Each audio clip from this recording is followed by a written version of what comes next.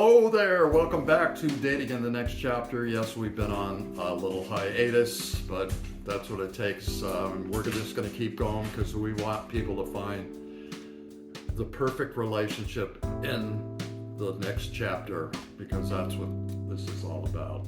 So anyway, this episode is called The Art of the Conversation, how to keep a date from feeling like an interview. And you do not want to do an interview. Anyway, I just want to add real quick that I was on a few dates before I met this wonderful woman, I have to say.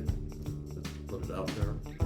And I thought I won them over, and to my surprise, they didn't want to see me. So it's all about connection, right? Okay, that's what I thought. So you've agreed to meet someone for coffee, maybe lunch, maybe even a walk in the park. You're sitting across with them. They smile. Hi. You smile. Silence. Suddenly you're clutching your mugs. Like you're on a raft scrambling to think of something to say. So do you come here often? No, we've all been there. Let me take a sip and I'll get right back.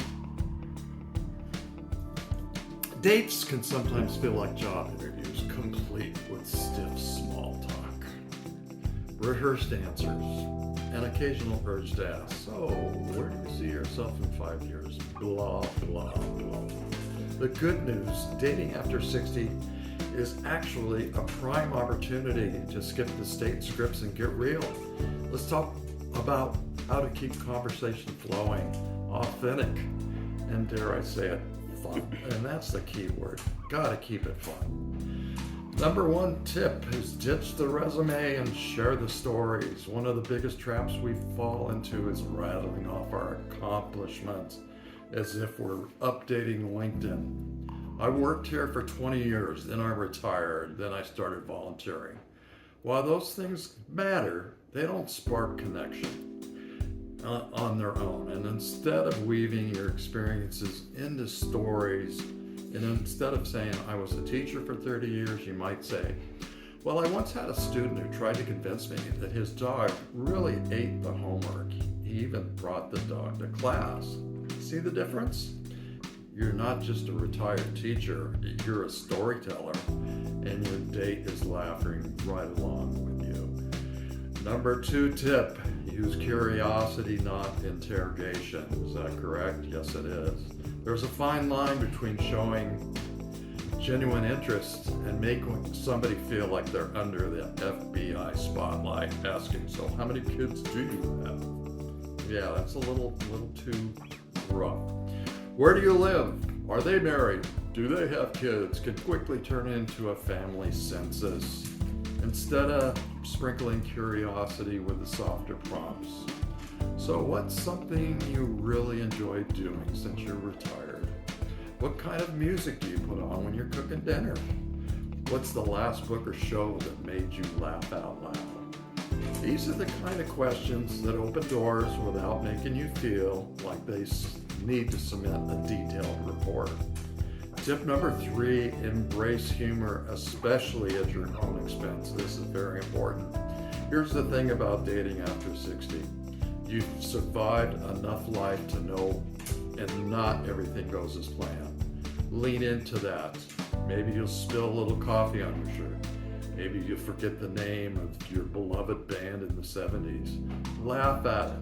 A little just self-depreciating humor shows you're relaxed and human, not trying to be a perfect candidate. Example, I told myself I'd remember at least 5 interesting things to talk about today. Unfortunately, they still must be in the car. That kind of humor breaks the ice instantly. Tip number 4, let the conversation breathe. Sometimes we panic at silence. Like every pause means the date is tanky.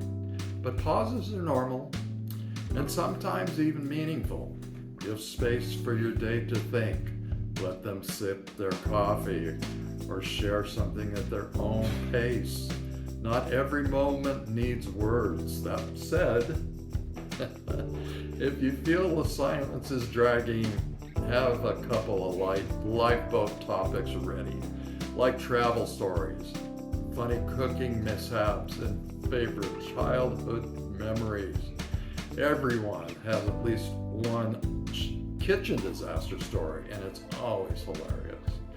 Number 5, keep it real, not polished. Again, it's settle and be yourself. Here's the secret.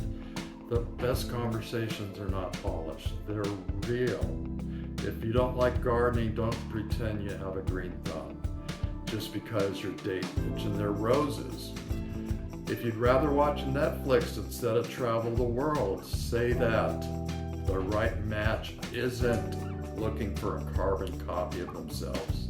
They're looking for someone authentic who's comfortable in their own skin. The emotional payoff for this, here's what really matters. Great conversation isn't about impressing, it's about connecting.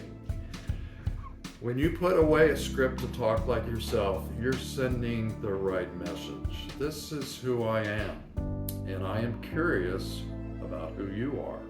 That's where a relationship truly begins. And if you do feel those job interview vibes creeping back, take a breath, smile, and pivot with something playful, a simple, okay, new rule, no more interview questions. Tell me your funniest vacation story. Can reset the whole tone of the day. Dating after 60 isn't about perfect answers, it's about showing up, being curious, and letting yourself laugh along the way. So next time you're sitting across from someone new, remember, you're not applying for a job, you're just two people seeing if there's a spark. And sometimes that spark starts with something simple as something being funny, or a story of a shared laugh. We'd love to hear from you. What's your go-to conversation starter on a first date? Do you have funny stories about a date that felt more like a job interview? Please email us and with your questions and comments at stories@datinginthenextchapter@gmail.com. And always, thanks for joining us. We'll see you in the next chapter.